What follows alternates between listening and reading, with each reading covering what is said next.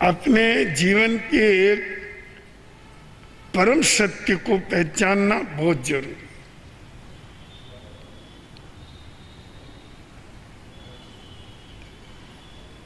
वह परम सत्य यह है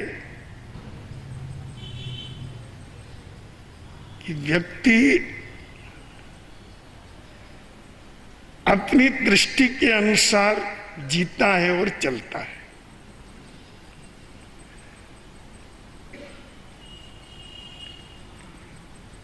जीवन के और सारे साधन तो साधन ही है, पर दृष्टि पावर है, प्रेरणा है, पथ प्रदर्शक है और यही पूरे जीवन की नियामक है। हम किस दृष्टि से जी रहे हैं, ये थोड़ा तथ्य स्पष्ट हो जाना चाहिए। अगर आप केवल बाह्य साधन बढ़ाना और उनका उपयोग करना,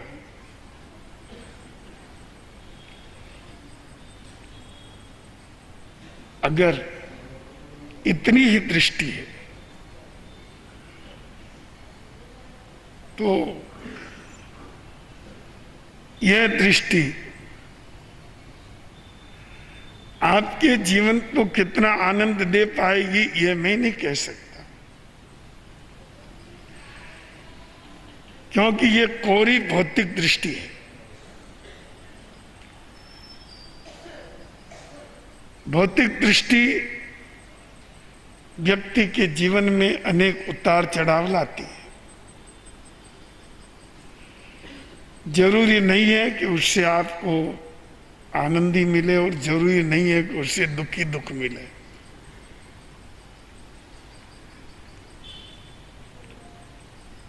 धर्म आपको एक दूसरी दृष्टि देता है। उसका नाम समत्व की दृष्टि है।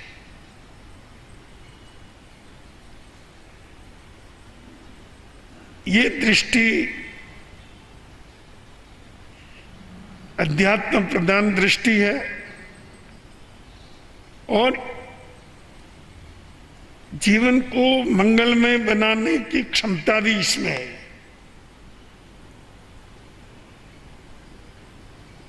और सबसे बड़ी विशेषता इसमें है कि व्यक्ति को अनेक कष्टों से बचा देती है।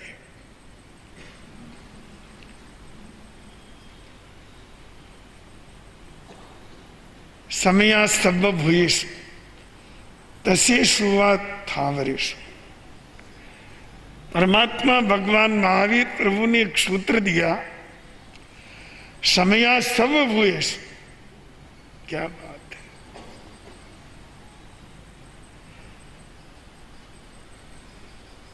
तमाम प्राणी में समत्व भाव की अनुभूति करो।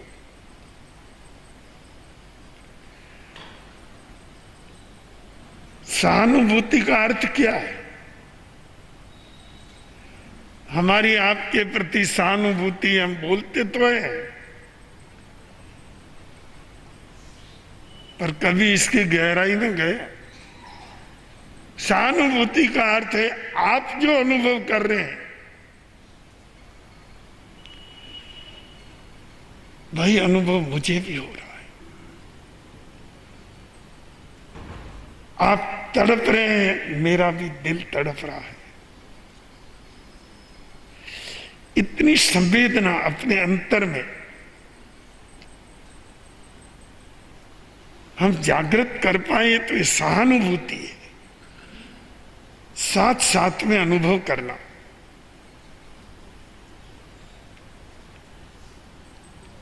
तो बंधुओं, सारे धर्मशास्त्र इस मूल सूत्र पर ही टिके हुए हैं। समत्व का ये मूल सूत्र बहुत व्यापक है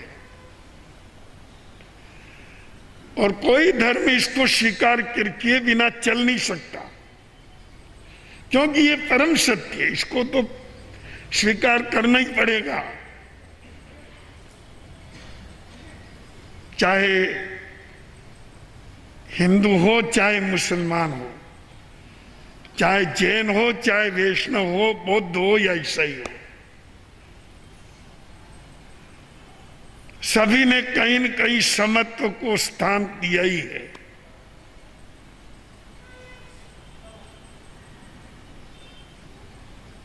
आत्मवत् सर्वभूतानि यः पश्यति स पंडित, गीता का वाक्य है। आत्मवत् सर्वभूतानि, और क्या चाहिए? समया सर्वभूतेषु में और आत्मवत् सर्वभूतानि में क्या फर्क है?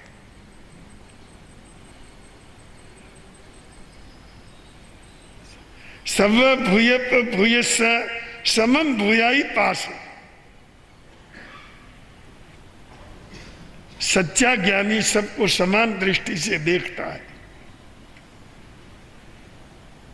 वो समान दृष्टि धन की नहीं, संपत्ति की नहीं, शरीर की नहीं, रूप रंग की नहीं, वह समत्व दृष्टि चेतना की है। हम अपनी चेतना की तरह अन्य चेतना के साथ अंतर से जुड़े तो अनेक समस्याओं का समाधान हो जाएगा। इस तत्व को नहीं समझने के कारण हम बहुत कष्ट भोग रहे हैं। कदम कदम पर अनेक कठिनाइयों के पात्र बन रहे हैं, जिसे हम अहिंसा कहते हैं, वो समत्व से ही आती है। अगर समत्व नहीं है, अहिंसा कैसे आए? अहिंसा का अर्थ किसी को कष्ट नहीं पहुंचाना। कौन व्यक्ति कब कष्ट नहीं पहुंचाएगा? जब ये अनुभव करेगा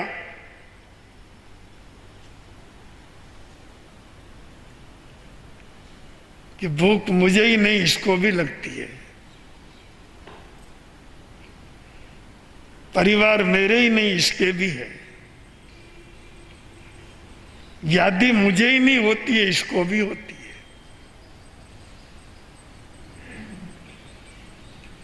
अभाव मुझे ही नहीं खलता है, इसको भी खलता है। ये भाव आ जाते हैं तो अहिंसा आ गई। समत्व के बिना अहिंसा नहीं आती। दान, सेवा, हम जो भी करें अच्छा है, करते रहना चाहिए। पर एक बात याद रखिए, ऐसा करके आप किसी पर उपकार कर रहे हैं और अगर ऐसा करके आप ये अनुभव कर रहे हैं कि मुझे जय जयकार मिले, मेरा नाम हो, या मैं इस व्यक्ति से कभी लाभ उठा सकूंगा, या ये व्यक्ति मेरे से दब के रहेगा, अगर इस तरह के कोई भाव है तो आपका दान और आपकी सेवा शुद्ध नहीं है। व्यर्थ तो मैं नहीं कहता, सेवा को मैं कभी व्यर्थ नहीं कह सकता, कभी व्यर्थ होती भी नहीं, पर हाँ पूर्ण सार्थक नहीं होती है।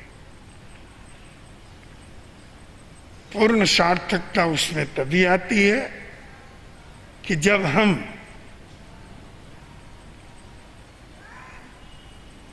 सहानुभूति, एक जैसी अनुभूति का अनुभव करके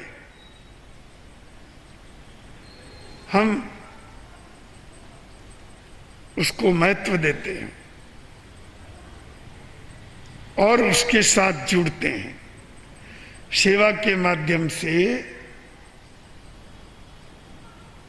और दान के माध्यम से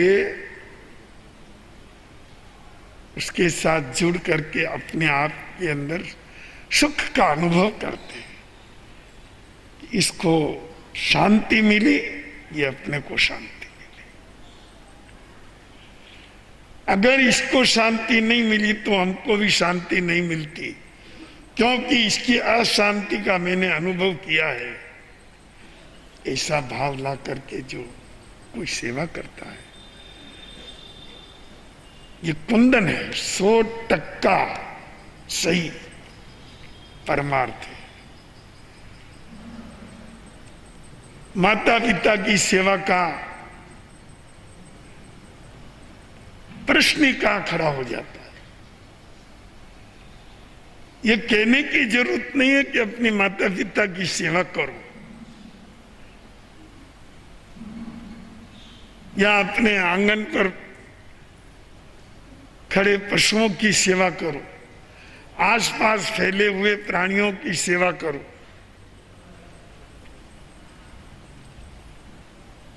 ये कहने की जरूरत ही नहीं होनी चाहिए, क्योंकि हम सहानुभूति में समझते हैं। हम आत्मा से आत्मा का संबंध स्थापित करने की योग्यता रखते हैं। इसी योग्यता को जागृत करना चाहिए। आत्मवत् सर्वभूतानि यह पश्यति स पंडित है। सत्पुरुषों ने तो ज्ञानी उसको ही कहा है। बहुत बड़ी बड़ी किताबें पढ़ लेने वाले, डिग्री ले लेने वाले, धन संपत्ति और साधनों से संपन्न हो जाने वाले विद्वान नहीं है। विद्वान वो है जिसके अंतःकरण में सहानुभूति का अमृत बरसता है और वह सर्वत्र प्राणियों के साथ आत्मवत व्यवहार करता है। तो आप किसी के साथ फिर झूठ कैसे बोल सकेंगे और सोना बता करके पीतल कैसे दे सकेंगे? आपकी हिम्मत ही नहीं हो। आप किसी के साथ बेईमानी भी कैसे कर सकेंगे? क्योंकि जिसके साथ कर रहे हो वो तो तुम ही हो। तुम्हारी आत्मा का उसके साथ जुड़ाव है। समो सया सब भूयेषु, ये परमात्मा की वाणी गलत नहीं है। सर्वभूत प्राणियों के अंदर समत्व की दृष्टि लेकर के चलना, इससे बढ़कर के जीवन विज्ञान कोई दूसरा नहीं है।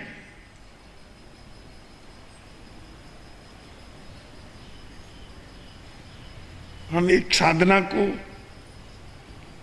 संबर कहते हैं।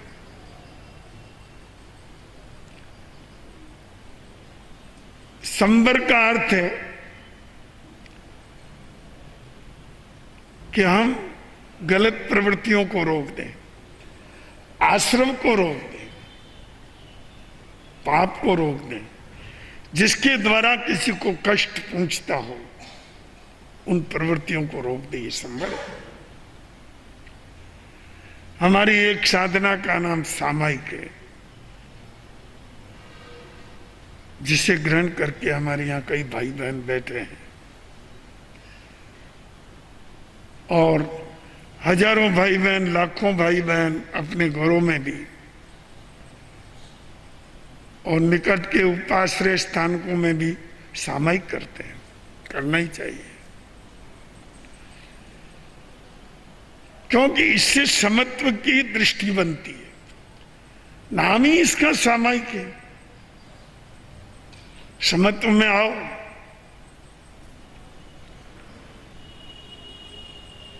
जितनी रागात्मक और द्वेषात्मक जो भी मानसिक वृत्तियां हैं, उन वृत्तियों को निराकरण करें और समया सर्व भूयेषु, इस सूत्र को आत्मसात, आत्मवत सर्वभूतानि, इसको जीवन में उतारे, ये अभ्यास करें। ये सामायिक है, बहुत बड़ा व्रत है, बहुत ऊंची साधना है।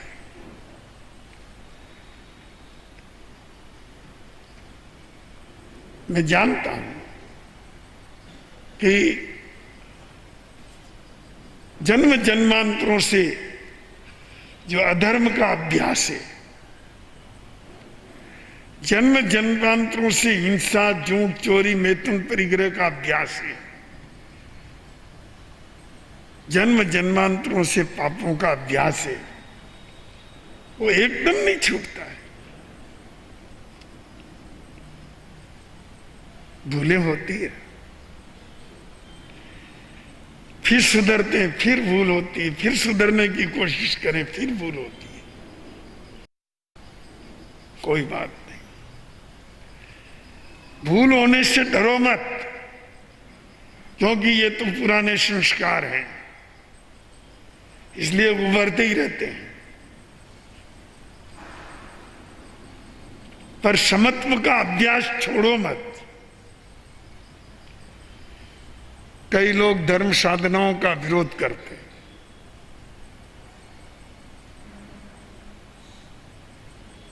सामायिक करके बैठ गए, क्या हो गया, मन तो ठिकाने नहीं। तेरा मन ठिकाने है?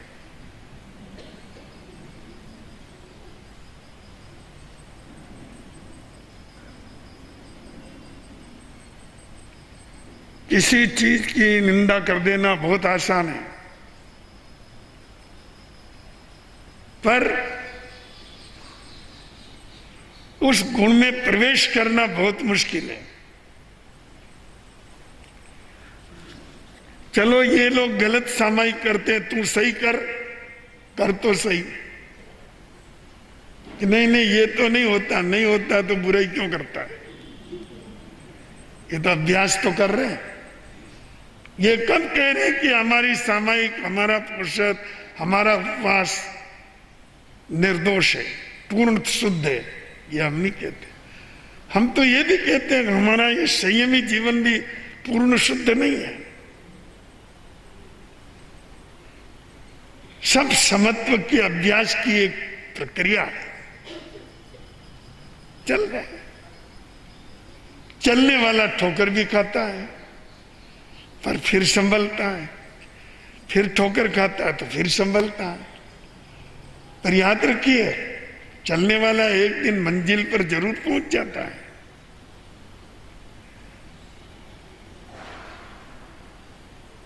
पवन बह गया, फिर एक बात कह गया, चलने वाला पहुंचा और रहने वाला रह गया। चलने वाला पहुंचेगा, ठोकरे खाता हुआ भी पहुंचेगा, पर एक दिन पहुंचेगा। जो मूर्ख चलना ही नहीं चाहता है, न चले इतनी बात ही नहीं, जो चल रहे हैं उनकी निंदा करता है, उनकी बुराई करता है। तो ऐसे अज्ञानियों के लिए उनका जीवन एक विडंबना है। जो मरते दम तक उसमें जिएगा, वो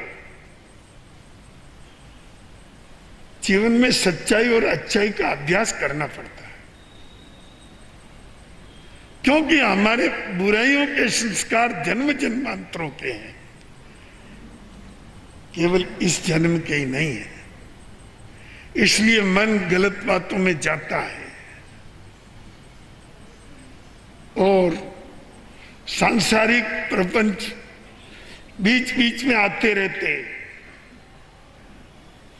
पर हाँ, साधक को अपनी चेतना के स्तर पर सजग रहना चाहिए और वह कचरे को धीरे धीरे निकालता भी रहे। आ गया तो बुखार ले, मन के अंदर ये चिंतन जरूर बनाए रखे कि मैं समत्व से अगर कहीं अलग जाता हूं तो ये मेरी भूल है, अतिक्रम है, व्यतिक्रम है, अत्याचार है, अनाचार है। हम उसका प्रायश्चित देते हैं, पश्चाताप करते हैं, उनको छोड़ने का प्रयत्न करते हैं। यह हमारे अभ्यास की प्रक्रिया है।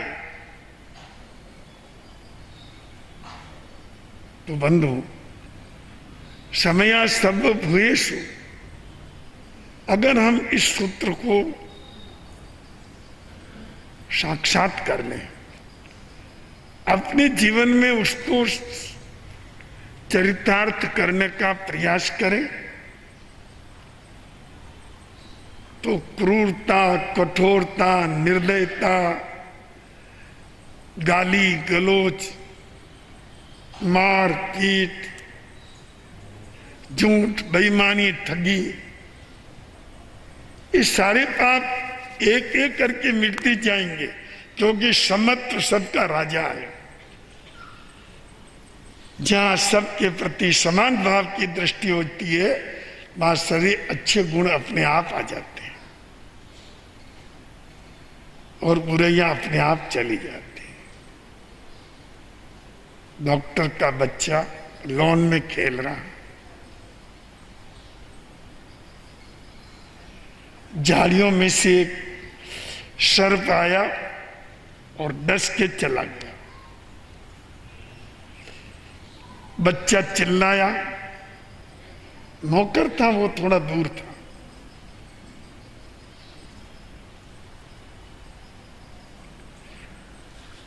डॉक्टर की पत्नी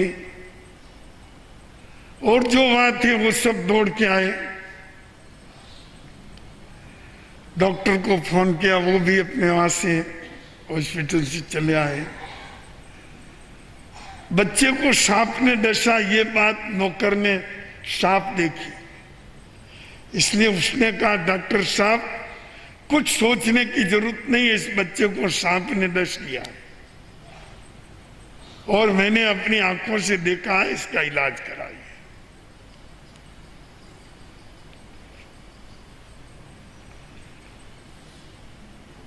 अब क्या करें? बड़ा हॉस्पिटल जहां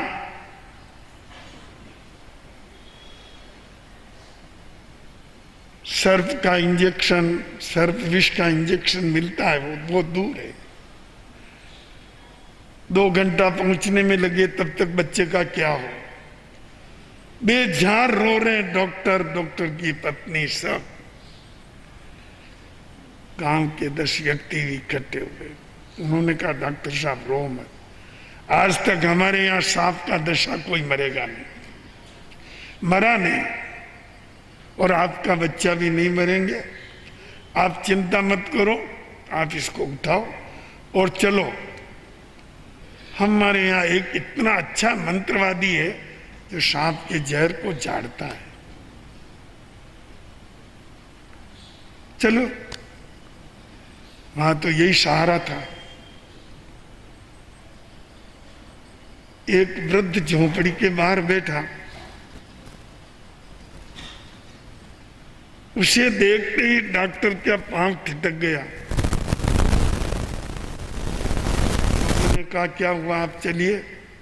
कि नहीं नहीं, ये मेरे बच्चे का इलाज नहीं करेगा, नहीं करेगा, नहीं करेगा, कभी नहीं करेगा। क्यों, ऐसी क्या बात हो गई? मैं जानता हूं, एक बार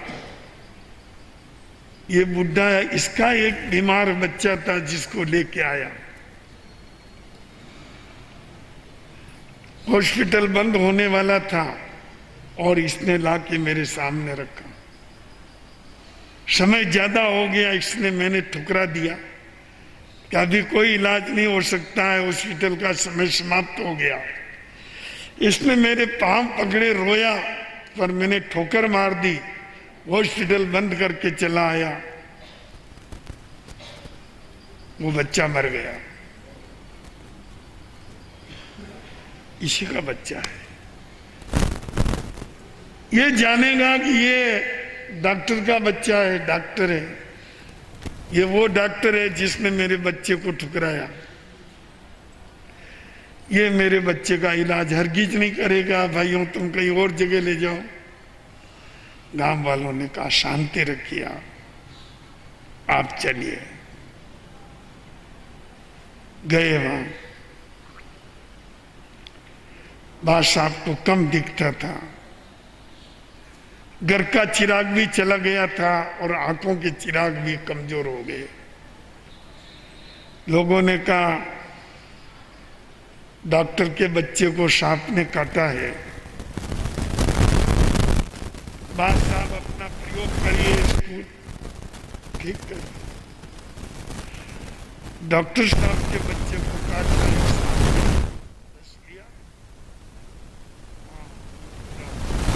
कोई चिंता मत करो, बेहोश हो गया। अमुक सामग्री ले आओ, मैं अभी झाड़ देता। आशा नहीं थी डॉक्टर को कि व्यक्ति ऐसा करेगा। झाड़ते झाड़ते मंत्र का प्रयोग करते करते करते करते बेहोश बच्चे ने हाथ हिलाए, आंख हिलाई, देखने लगा। धीरे धीरे उसमें सजगता आने लगी। कुछ देर बाद जहर खत्म हो गया। वृद्ध ने कहा इसको थोड़ा पानी पिलाओ। अब कोई चिंता की बात नहीं, अब इसमें शरीर में जहर का कोई अंश नहीं है।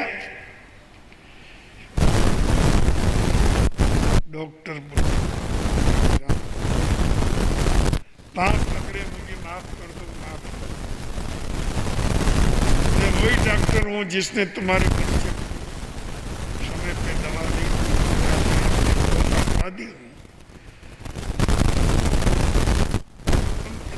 हो, मेरे इतने बड़े अपराध करने के बाद में भी मेरे बच्चे को देने का डॉक्टर साहब, ये तो मेरे भाभी को, आप तो हजारों का इलाज कर रहे हैं, मेरे तकदीर में खोट थी, इसलिए आपके मन में भी ऐसी आई और आपने ठुकरा दिया। आपका कोई दोष नहीं है, ये मेरे भाग्य का दोष है। रही बात इस बच्चे का इलाज करना, तो बच्चे तो सब भगवान की हो, भगवान तुमको, ये तेरा मेरा इसमें कुछ नहीं होगा। आपका बच्चा जी मेरा बच्चा, सारे बच्चे अपनी एक संतान है, उनकी सेवा करना अपना धर्म है।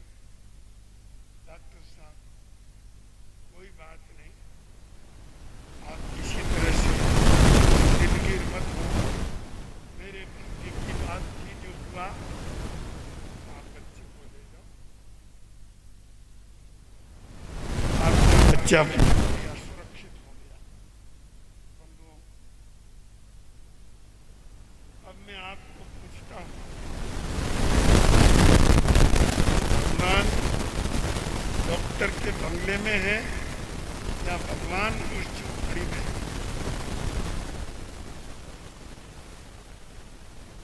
जहां समत्व की भावना चलती है वहीं भगवान, और जहां भेदभाव की भावना चलती है क्या? भाई इंसान तो क्या हो सकता, हैवान भी हो।